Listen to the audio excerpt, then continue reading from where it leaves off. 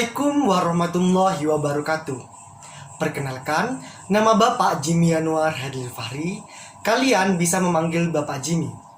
Hari ini, Bapak yang akan mengajar pelajaran Bahasa Indonesia. Sebelum kita mulai pelajaran pada hari ini, marilah kita berdoa menurut kepercayaan dan keyakinan masing-masing. Berdoa dimulai.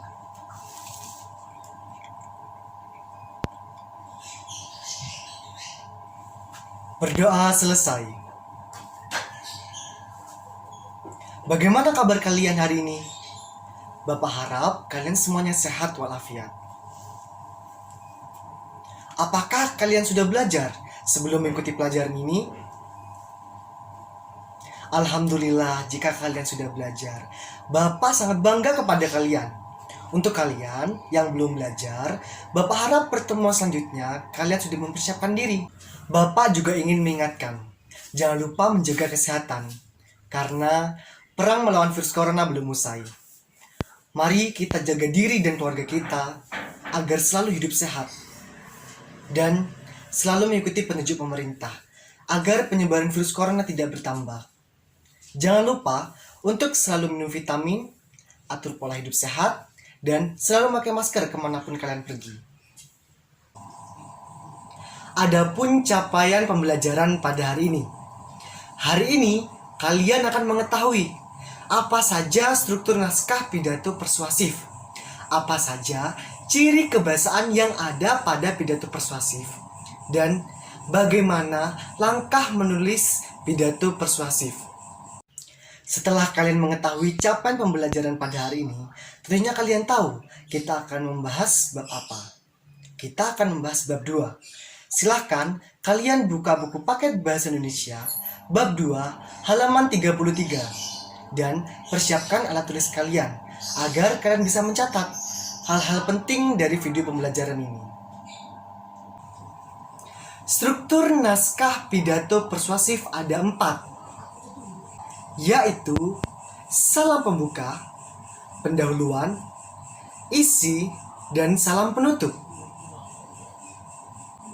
Sebelum kita membahas lebih dalam struktur naskah pidato, marilah simak dan cermati video berikut ini.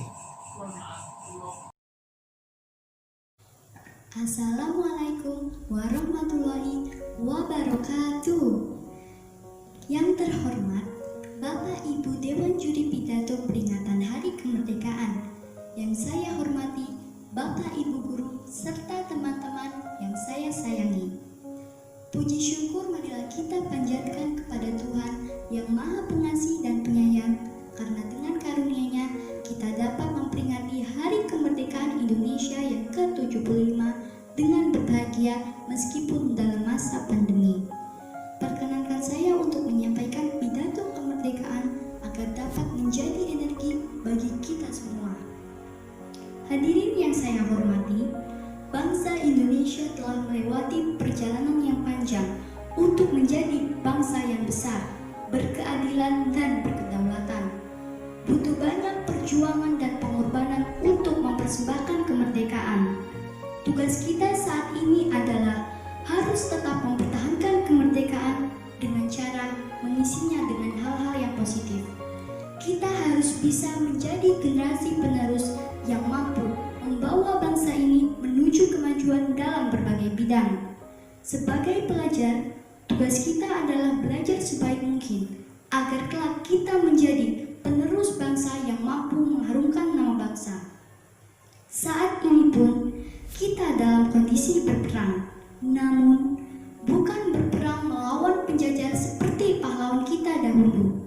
Saat ini kita berperang melawan virus COVID-19 yang menyerang negara kita. Apa yang bisa kita lakukan? Yang bisa kita lakukan adalah dengan selalu mematuhi protokol kesehatan yang ditetapkan oleh pemerintah.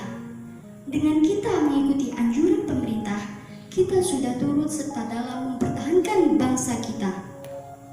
Hadirin yang berbahagia, terakhir kali yang ingin saya sampaikan adalah marilah kita selalu menjaga kesatuan dan keutuhan bangsa. kita harus selalu menanamkan dalam diri rasa cinta tanah air sehingga kita tidak mudah terbawa oleh budaya yang merusak harga diri bangsa tercinta ini. Marilah selalu semangat dalam belajar dan mencari ilmu dan menjadi generasi penerus yang membanggakan. Dan di masa pandemi seperti ini, marilah kita terus menjaga kesehatan dan selalu mengikuti protokol kesehatan dari pemerintah. Hadirin yang saya hormati, sekian dari saya. Apabila ada kekurangan maupun kesalahan, saya mohon maaf. Wassalamualaikum warahmatullahi wabarakatuh. Kita dapat mengetahui apa saja struktur yang ada dalam pidato tersebut. Yang pertama adalah salam pembuka. Dalam salam pembuka biasanya terdapat dua bagian. Bagian pertama yaitu ucapan salam. Dalam video pidato yang telah ditampilkan yaitu Assalamualaikum. Bagian kedua yaitu ucapan hormat. Ucapan hormat biasanya disampaikan untuk menghormati orang yang ada dalam kegiatan berpidato.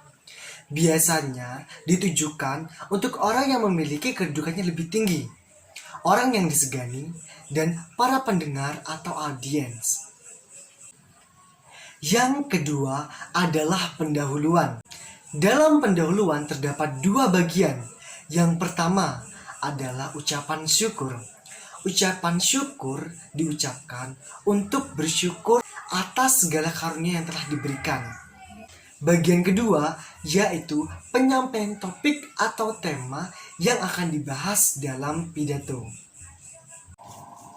Yang ketiga yaitu isi. Isi berisikan maksud atau tujuan pembicaraan.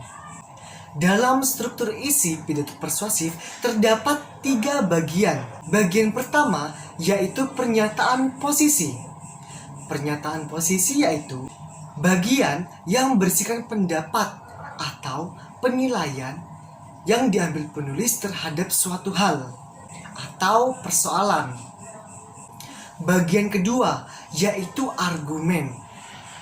Bagian ini berisikan argumen-argumen yang masuk akal, yang didasari oleh bukti, sehingga pendengar percaya akan pidato yang disampaikan. Bagian yang ketiga yaitu penguatan pernyataan posisi. Bagian ini berisikan kesimpulan dan penguatan terhadap isi pidato yang telah disampaikan.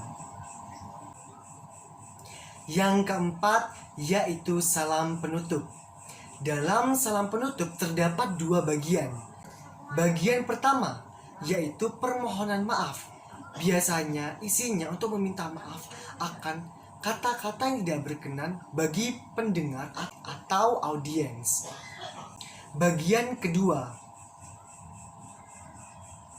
yaitu ucapan salam. Dalam video pidato yang telah ditampilkan, ucapan salam yaitu wassalamualaikum warahmatullahi wabarakatuh. Ciri kebahasaan pidato persuasif ada tiga. Yang pertama adalah nominalisasi.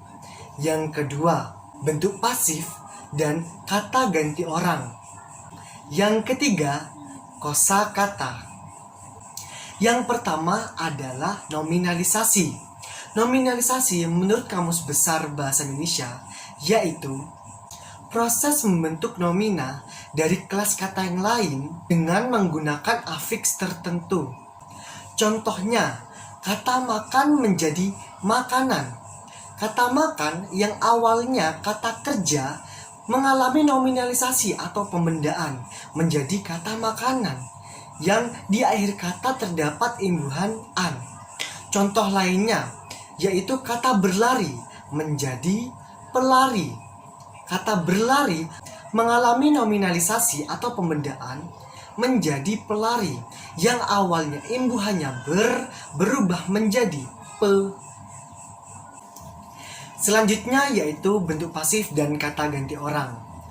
Mungkin di antara kalian masih bingung membedakan bentuk aktif dan bentuk pasif. bentuk aktif yaitu subjek melakukan pekerjaan, sedangkan bentuk pasif subjek dikenai pekerjaan. Contohnya, Tono menendang bola. Tono menendang bola. Tono sedang melakukan kegiatan, yaitu menendang bola. Contoh kalimat ini merupakan bentuk aktif. Yang kedua, yaitu bola ditendang Tono. Bola dikenai pekerjaan, yaitu bola ditendang oleh Tono. Contoh kalimat ini merupakan bentuk pasif. Selanjutnya yaitu kata ganti orang. Kata ganti orang ada 3. Yang pertama, kata ganti orang pertama, yaitu orang yang sedang berbicara. Kata ganti orang pertama ada tunggal dan jamak. Contoh dari yang tunggal yaitu aku, saya, beta. Contoh dari jamak yaitu kita, kami. Lalu ada kata ganti orang kedua, yaitu orang yang sedang diajak berbicara. Kata ganti orang kedua ada 2, yaitu tunggal dan jamak. Contoh dari yang tunggal yaitu kamu, Anda, engkau. Contoh dari jamak yaitu kalian. Selanjutnya yaitu kata ganti orang ketiga. Kata ganti orang ketiga yaitu orang yang dibicarakan. Kata ganti orang ketiga ada 2, yaitu tunggal dan jamak. Contoh dari yang tunggal yaitu beliau, dia. Contoh dari yang jamak yaitu bangsa, mereka. Ciri kebahasaan yang lain adalah kosakata. Yang pertama adalah istilah teknis. Istilah teknis yaitu istilah yang digunakan dalam bidang tertentu. Contohnya dalam bidang kedokteran, yaitu penyebutan atrium dan ventrikel. Sedangkan umumnya kita menyebutnya yaitu serambi dan bilik. Selanjutnya yaitu sinonim. Dalam pidato biasanya terdapat pengulangan maksud yang sama. Contohnya giat, rajin, tekun. Selanjutnya yaitu kata benda abstrak. Kata benda abstrak yaitu kata yang tidak berwujud atau kasat mata atau yang tidak bisa dirasakan oleh panca indera. Contohnya kepunahan. Kita tidak bisa merasakan dengan panca indera kita untuk merasakan kepunahan. Kita hanya dapat mengetahui ternyata terjadi kepunahan. Ternyata terjadi hilangnya ekosistem suatu hewan atau tumbuhan. Selanjutnya yaitu kata emotif. Kata ini digunakan untuk melibatkan perasaan audiens. Contohnya yaitu penggunaan sumber daya alam secara berlebihan dapat menghancurkan tanah. Kata menghancurkan di sini merupakan kata emotif karena dia bersifat untuk melibatkan perasaan audiens bahwa terjadi kehancuran akibat hal yang berlebihan. Selanjutnya yaitu kata tugas. Kata tugas berfungsi untuk menghubungkan antar teks. Kata tugas dapat mengaitkan gagasan, konsep, urutan pikiran, dan menghubungkan sebab akibat. Contoh dari kata tugas yaitu oleh sebab itu, oleh karena itu, akhirnya. Selanjutnya yaitu langkah membuat naskah pidato. Yang pertama, tentukan tema. Kalian harus mengetahui tema apa yang akan kalian bahas dalam pembuatan pidato. Yang kedua, yaitu menyusun pokok-pokok permasalahan. Kalian harus tahu permasalahan-permasalahan apa yang akan kalian bicarakan kepada para pendengar. Yang ketiga, yaitu menyusun kerangka. Kalian harus menyusun kerangka atau susunan naskah pidato yang akan kalian tulis. Dan yang terakhir, yaitu mengembangkan kerangka menjadi sebuah tulisan yang akan dibahas. Jadi, setelah kalian membuat kerangka, langkah selanjutnya yaitu kalian menjabarkan setiap kerangka tersebut. Kalian mengisi kerangka-kerangka tersebut menjadi paragraf-paragraf sehingga menjadi sebuah teks yang utuh atau menjadi sebuah naskah yang utuh. Sampai di sini, apakah ada yang ingin ditanyakan? Jika kalian ingin bertanya, silakan kalian mengetik pertanyaan di grup WhatsApp.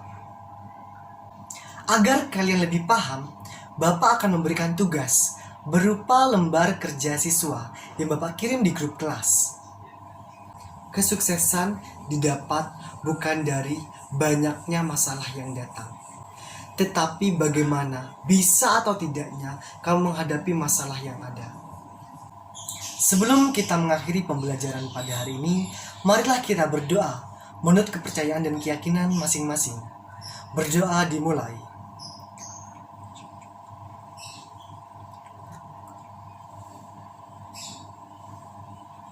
Berdoa selesai. Sekian pembelajaran pada hari ini. Wassalamualaikum warahmatullahi wabarakatuh.